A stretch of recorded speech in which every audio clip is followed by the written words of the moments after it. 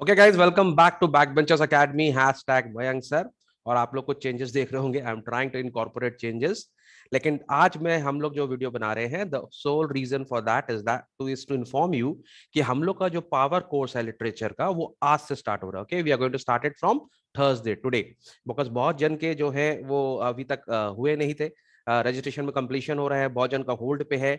तो we have extended by 1 day. Now if you want you can do it today also. Okay, आज भी आप register करा सकते हो। So you have a chance to register it by today. Okay, पहली बात।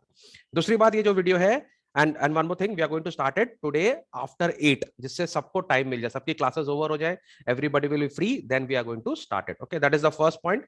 Now the second point is that we are here to tell you that I am here to tell you 10 very important questions which you can encounter on the poem The Patriot. Okay, आप लोग सबके लिए मैं ये special बताया हूं कि ये 10 इंपॉर्टेंट क्वेश्चंस है।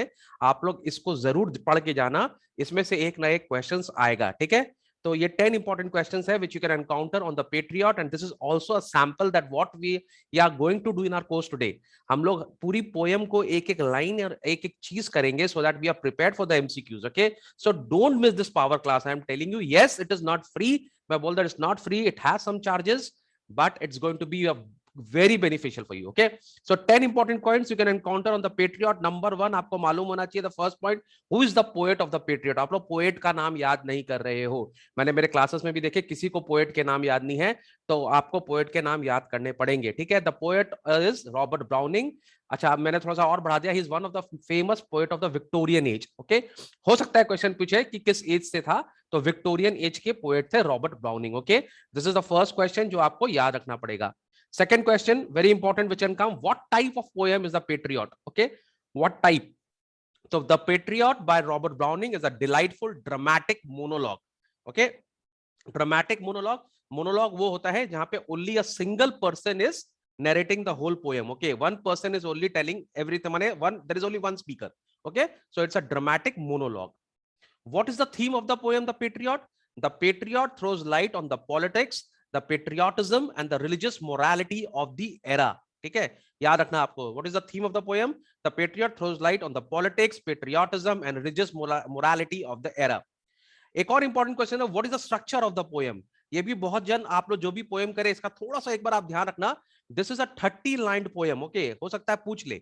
The poem has a curious structure of total of 6 stanzas of 5 lines each. माने 6 स्टैंजास है, 5 लाइन ईच, 30 लाइन की पोएम है।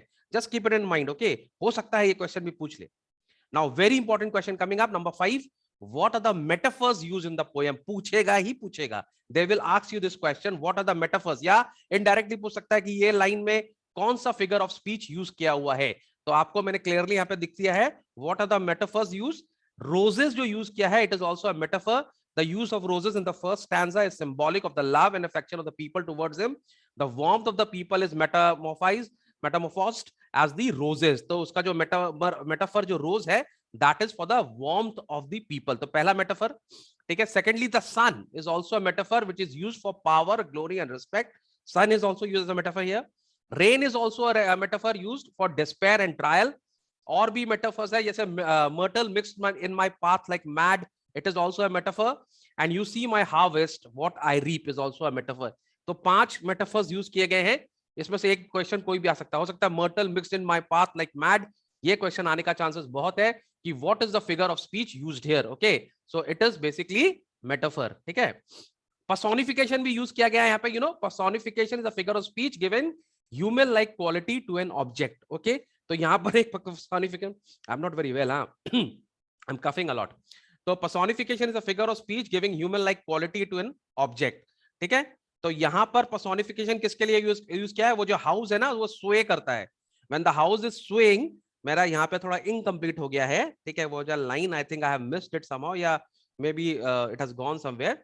तो when the house is swaying ना, that is a personification here. Okay, याद रखना आपको। ठीक है, what kind of character is generally possessed by the people of the world. माने जब बोल सकते हैं कि लोग कैसे होते हैं, हाउ आर द पीपल, तो आप उनको क्या बोलोगे? They are dynamic, fickle and transient existence. आप बोलोगे फिकल कैरेक्टर है उनका। ठीक है, उनका जो फेवर है वो बहुत जल्दी चेंज हो जाता है। दे love you one day and they can hate you the other day. तो बहुत फिकल माइंडेड होते हैं, डायनेमिक कैरेक्टर है, ट्रांजिएंट एग्जिस्टेंस है। ठीक है, this question can also come. allusion use किया गया है. Okay, the word has used allusion. The poet has used allusion to describe the events which relate to the patriot. What are these allusions? So बहुत सारी. Now सबसे पहले तो allusion क्या होता है, ठीक है. लिटरेरी वर्क में क्या होता है? It is a brief reference to a person, place, event और टू अनदर लिटरेरी वर्क. माने जब किसी और पर्सन से या किसी और प्लेस से या किसी और इवेंट से हम किसी चीज को कंपेयर करते हैं पोएम में, उसको हम एल्यूजन बोलते हैं. ओके, तो इसमें इस पोएम में 2 एल्यूजन यूज किए उन्होंने. द फॉल ऑफ इकारस एक जो है वो पूरी एक स्टोरी है जो कि मैं अपनी क्लास में बताऊंगा आज क्या है इकारस की पूरी story. We are going to discuss each and everything in the class, ठीक है. यहाँ तो पॉसिबल नहीं है. और एक और हम लोग ने जो वहां पर एल्यूजन यूज किया है पोएट ने, the welcome of Jesus Christ on Palm Sunday and his subsequent crucifixion at Golgotha. ठीक है, तो ये 2 ठोक इल्यूजन यूज किए. द फॉल ऑफ इकारस आएगा आपके एग्जाम में, ठीक है, तो आप इसको याद कर लेना. कहीं पे अगर गूगल में सर्च कर लेना मिल भी जाएगा, not a very big deal.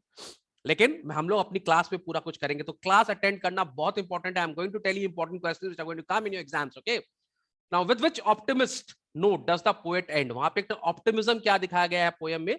The final optimism ये दिखाया गया है कि वो बोल रहा है कि I will get the respect and I will be treated with respect in God's company. मैं अल्टीमेटली भगवान के पास जा रहा हूं और भगवान ही मेरे लिए जस्टिस करेंगे. ओके, तो वो एक ठोक पॉजिटिव नोट है जहां पे ये पोएम एंड हो रहा है.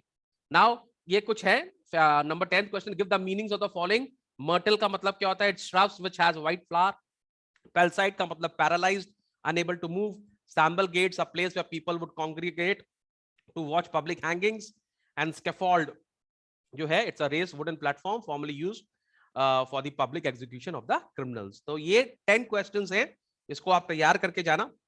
अगर पेट्रियट पोएम आएगा तो इसी में से क्वेश्चंस आएंगे. ओके, तो ये मैं आपको फिर से बताने के लिए, आपके फायदे के लिए मैंने डाल दिया. मैं आपको एक फिर से रेफरेंस बता दूं कि हम लोग आज से हमारी क्लासेस चालू कर रहे हैं लिटरेचर की, and we are going to go deep. Okay, इसके इमीडिएटली बाद we are going for history classes. Okay, immediately मैं कल या परसों डाल दूंगा हिस्ट्री क्लासेस के लिए. आप लोग रजिस्टर कर सकते हो अपने आप को, and it's a vast syllabus, तो हम लोग को टाइम लगेगा.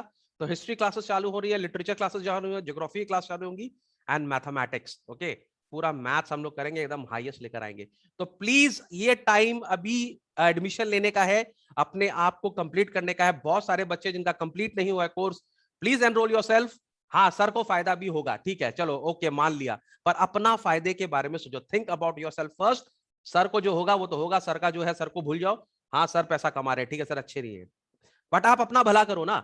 What is my thing is that आपका फायदा होना चाहिए. ओके, तो please enrol yourself. Today 8 o'clock the classes are going to start. This is the final. मैं आपको बोल सकता हूं इसके बाद शायद हम लोग लिटरेचर की क्लास कर भी नहीं पाएंगे, क्योंकि फिर हम लोग हिस्ट्री, ज्योग्राफी, मैथ्स में और उसमें काफी टाइम लग जाएगा. ओके, चलो bye. I hope to see you there today. चलो bye bye, take care. 10 questions याद रखना. ओके, 10 क्वेश्चंस हैं, याद रखना.